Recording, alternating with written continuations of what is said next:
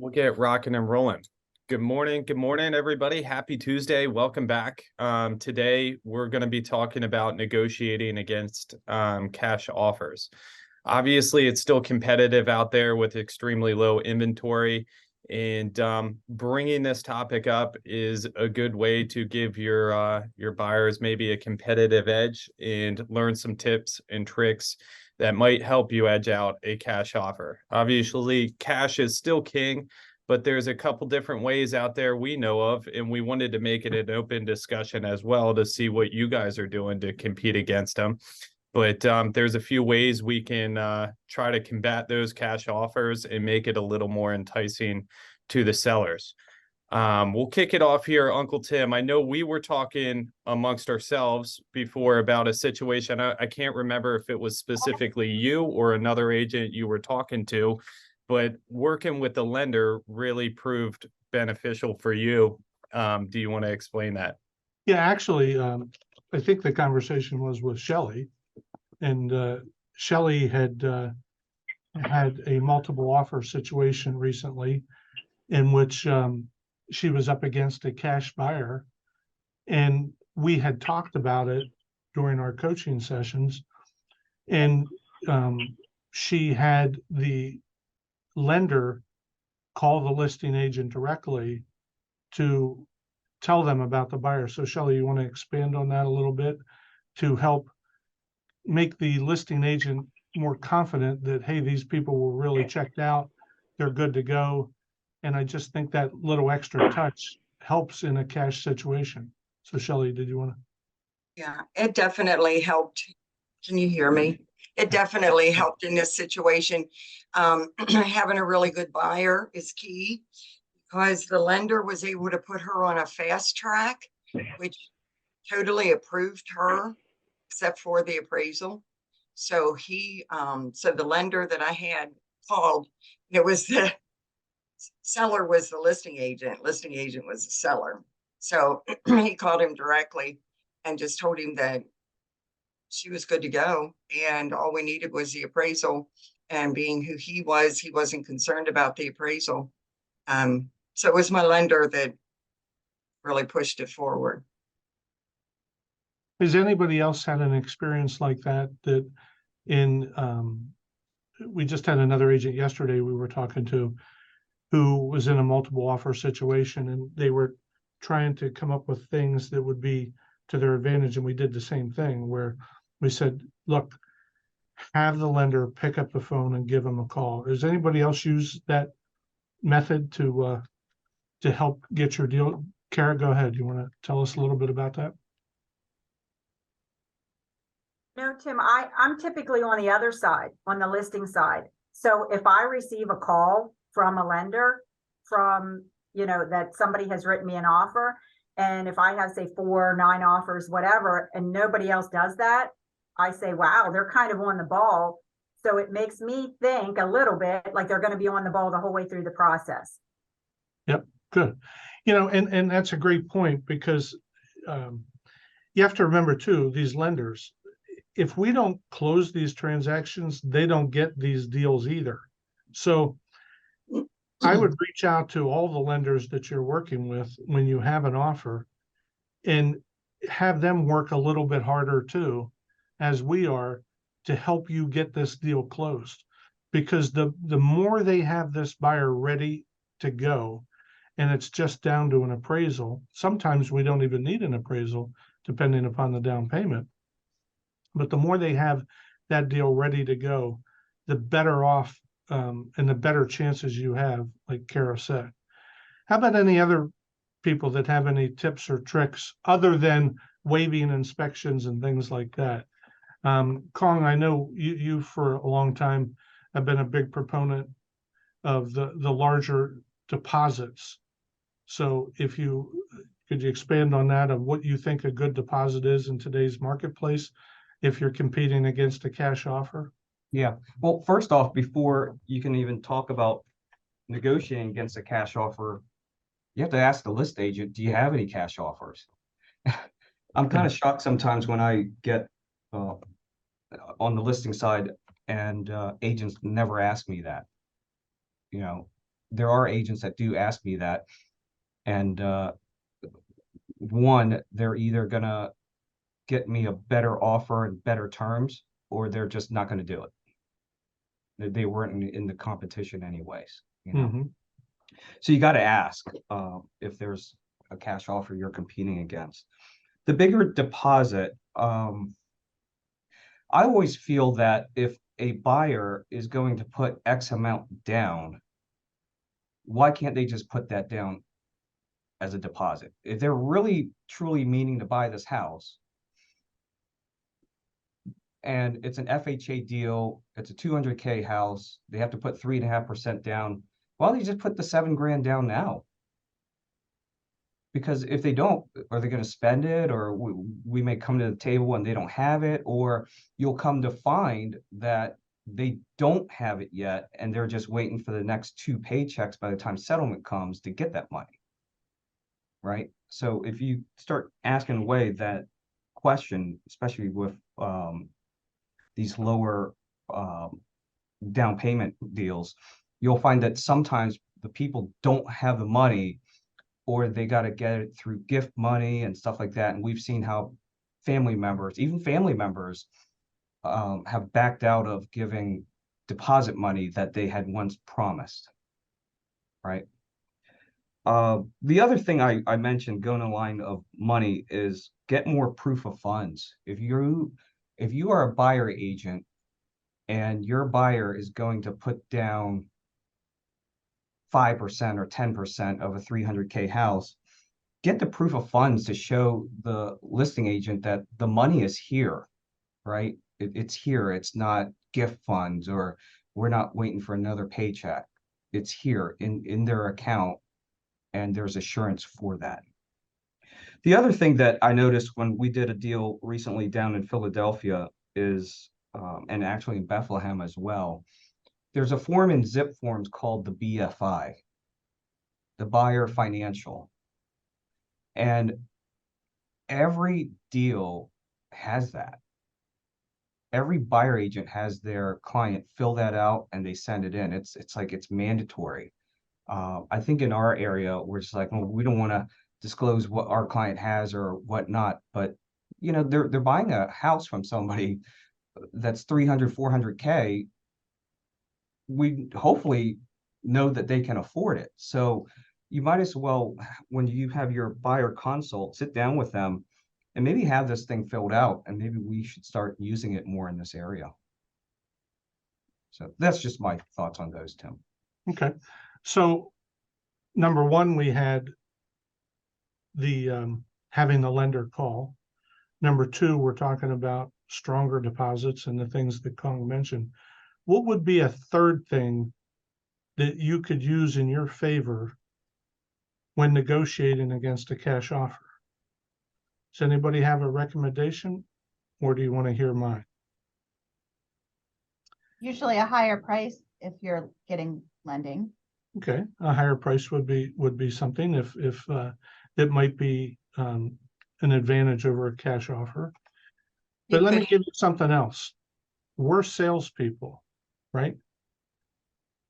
And buyers and sellers buy and sell with emotion. Would everybody agree with that? That it's an emotional thing. And it's not always about the price. It's not always about the price. So if there's a lot of action on this deal and you're representing the buyer, maybe it would be good to go back a second time for a showing. Maybe it would be good to ask the listing agent to have the seller there for the showing. You know, I often tell a story about my dad and I. Years ago, we were in competing offers against a company called Century 21 Brenneman. And those of you that know Brian and Fred Connor, that have been in the mortgage business forever, they wanted to buy this house in Enola for their daughter. Fred's daughter wanted to buy this house. So we had multiple offers on the property. There were 3 offers from Century 21 Brenneman agents and 1 offer from Realty World Cosmic Realty. 1. And So my dad and I, before we went to that presentation, talked about this at a pool party at my grandmother's house. And we said, what could we do to win this thing? So my dad came up with the idea of let's have the buyers show up to the presentation of the offers. Now, this is when we were presenting offers in person, not just emailing them. So I'll get to my point here in a second. So when I walked into Century 21 Brenneman on the Carlisle Pike, the guys were standing outside and they kind of joked with me and said, do you think you have a chance of winning today? And I said, yes, I do. And they kind of chuckled because back then it was one of those, just like Jack Gone, where if there was a in-house transaction, you got paid a higher percentage than if it was a co-broke. Okay. So when it was my turn to present the offer, I said that my buyers were so excited to buy this house that they're literally sitting in the parking lot right now, ready, willing, and able to make a deal with you today if there's any questions or counteroffers. And I pulled back the curtains of the conference room and they were right in front of the window and they waved with their kids. They waved to them. And that emotion was more important to that seller to sell that house to a family than it was about the money, because they didn't have the highest price, but they got the house because of the emotion. So I know we can't present offers like that anymore, but we certainly can set up a second showing, request the seller to be there because the buyer might have some questions, bring their family, and put on an act because we're salespeople. And when you do that and you have a great presentation, you might just win because of the emotion, because they got to meet these people and they want them to have their house. So not only can you have the lender help you, you can have the deposit help you, you can use the emotions of the sellers and the buyers to help you. So that's three things that I think would help you in competing against a cash offer. Does anybody have a fourth besides Aaron's where you could have a higher price? Dad, anything you'd like to add to that story? No, that, you know, it certainly is a changing era with the way we present deposits or offers anymore, but it's still the same. You're right. It's all done with emotion. So if it's only you, you have the opportunity to present your case in a manner that has emotion involved with it. And when you do that, it gives you an upper chance of winning the game. So I agree with that totally. Okay. Brooks, anything else you'd like to add to it? Yeah, so this kind of goes in part with, I guess, talking with the lender. So in getting creative is if you talk with the lender and you're really confident in your buyer and you know that they're going to have no problems affording this house and getting the loan, obviously everybody knows you can waive the mortgage contingency. At the end of the day, it's all cash to the seller at settlement, right? So if you waive the mortgage contingency, you have a large deposit and you're up against a cash offer, they're really kind of apples to apples. So if your buyer has the means of doing that and understands that their liability in the transaction for whatever reason, if they lose their job or something like that, the only thing at stake is their deposit, but they're very confident that they're able to get that loan, that gives you a real good footing, in my opinion, to go against a cash offer by waiving that mortgage contingency and putting a good sized deposit in there. Obviously, the other things come into play too, being competitive on price. But going the extra mile and having that lender give the listing agent a call and explain everything is another step. The other thing for me that's big on a listing agent side of things is just getting a very detailed, well-organized offer package.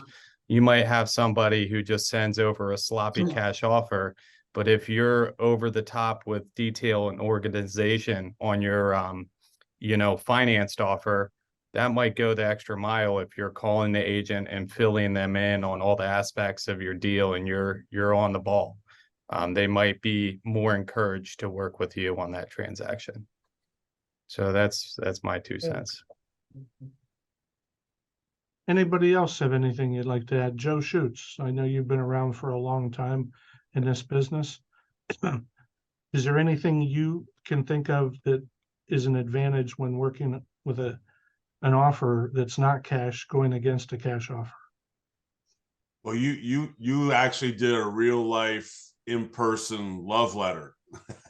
Yeah. And now I'm seeing like no love letters. Because you're right, it does play on people's heartstrings. I mean, you guys are all touching on things that are strategies that are very useful. Some of the other things that I'm thinking about, with the tricks, paying both sides of the transfer tax, and stuff that puts money in the seller's pocket that is not directly going to affect the appraisal. Making offers as clean as possible.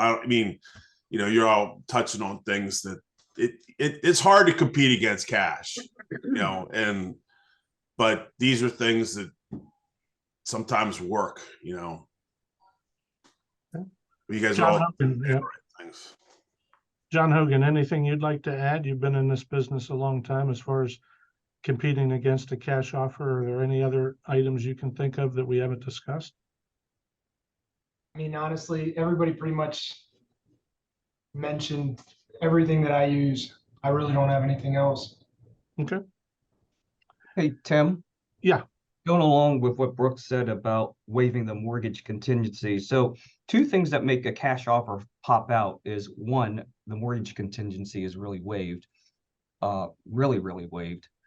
Second is the assurance on the appraisal. So the problem we have right now is nobody understands the appraisal contingency form.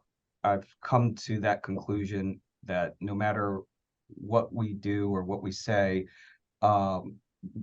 90% of the agents out there don't understand the form, option 1 and option 2. Okay. But what they do understand is numbers, at least visible numbers. So I think I had one agent in our office. We were talking about it, and we came to the conclusion that the list agent may not understand, if we elect option 2, that we're really waiving the appraisal. So I said, just elect option 1, but put a ridiculous price in there, like $5 or something, so that the agent understands that as long as the house appraises for $5 or more, then they're stuck buying the house. And it's something visual that they can see and the seller can relate to and even laugh at and understand. And I think they ended up picking this offer. So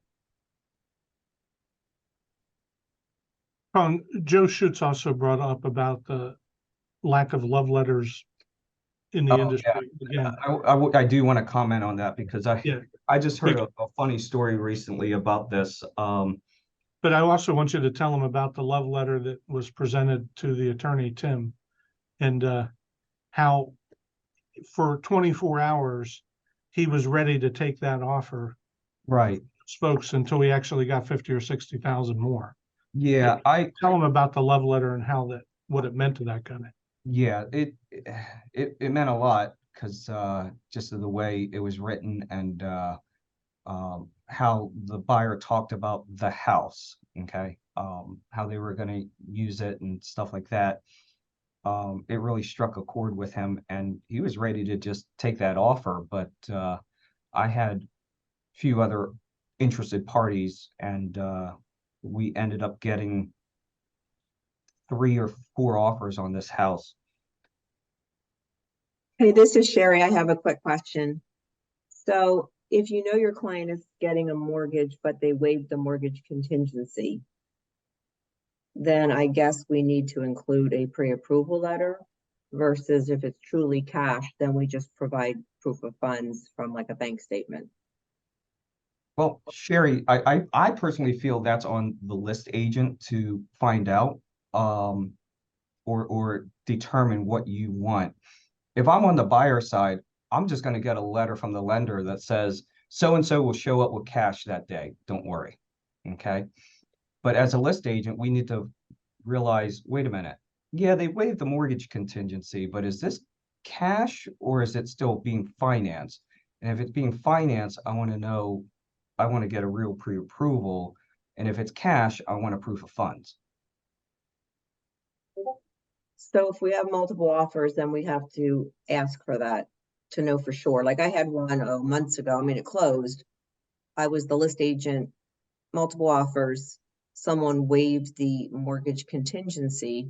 Well, needless to say, 2 weeks into it, which they gave me a pre-approval from the bank. Right. But then 2 weeks into it, they said, oh, by the way, they're also doing PHFA. So now we need a water test and we need a termite test. Again, it was on them if there were Yeah. problems with the water and the termite, but yeah, it can just kind of get a little hairy. Yes, it can get definitely hairy with that. Because the mortgage contingency, the financing section, there's 4 things, irregardless of whether they elect or waive, there's 4 things that is part of the contract. I believe one of them is the seller will allow access for any parties that need access, like appraisers, insurance people, stuff like that. The buyer will lock in their interest rate in a timely manner. 3, they'll continue to make a good faith effort to get the loan. I forget the 4th, but there are 4 rules that have to be followed, irregardless of if it's elected or not. So, yeah. I just want to say one thing. I had a situation where I had multiple offers, and the offer, the winning offer, was significantly higher than the asking price and the competing offers, and it was they supplied proof of funds to give the impression that it was a cash offer, and then a week into the transaction, the buyer's agent calls up and says, oh, they've changed their minds, they've decided to get a mortgage. And of course, that information made me double check the contract and make sure I did everything correctly. And I'm like, well, there's no, I understand you can get a mortgage if you choose to, but you can't now change the terms and make it contingent upon a mortgage. And she's like,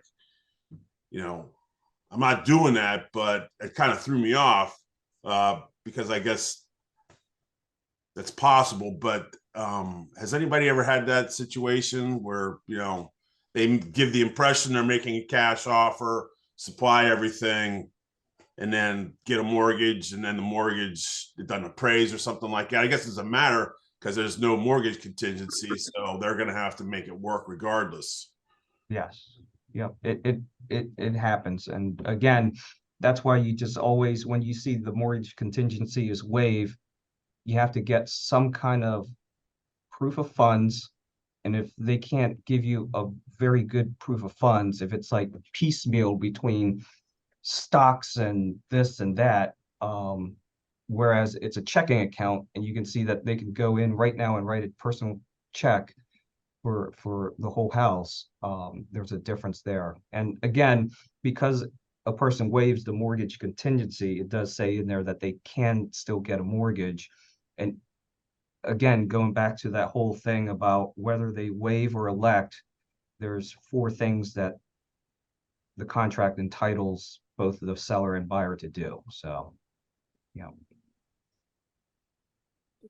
Joe, that's why, I brought up in mind waiving that definitely kind of puts you kind of apples to apples with a cash offer. To me, as a listing agent, you just want to make sure you have a good deposit, because regardless of whether they give you a pre-approval or proof of funds, at the end of the day, by settlement, they have to show up with the cash and settle, or, they're subject to losing that deposit, whatever it might be within the contract. So the higher and better in those instances. By the way, the four things I keep talking about that is included in the contract is, one, buyer will not lie or provide false info. Two, within 7 days, if not specified, will make application. Three, seller will provide access to anybody that needs it, like appraisers, insurers.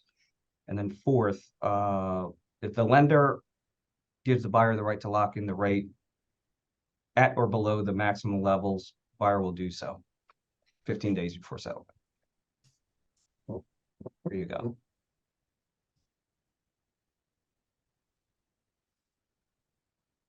Okay. Okey-doke. Well, that's all I have on the subject, Brooks. I think hopefully some people have some nuggets to use when competing in their next offer. And what do we have for next week?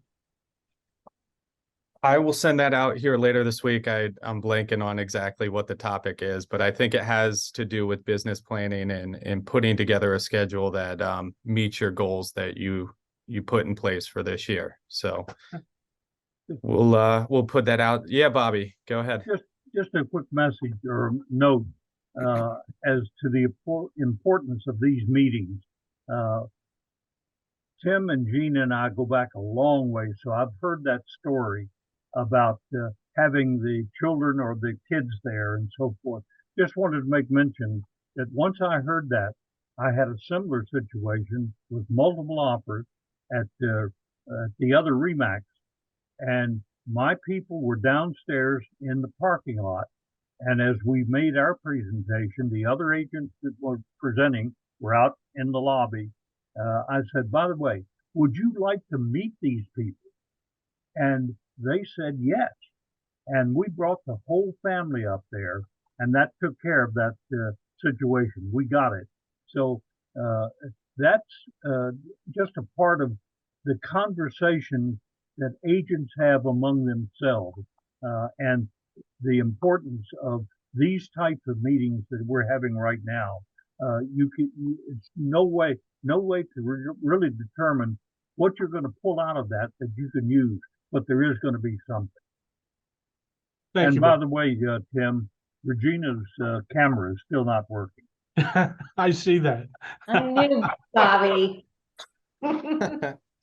All right, everybody. You guys have a great week, and we'll talk to you soon. Yep. Bye. See you guys.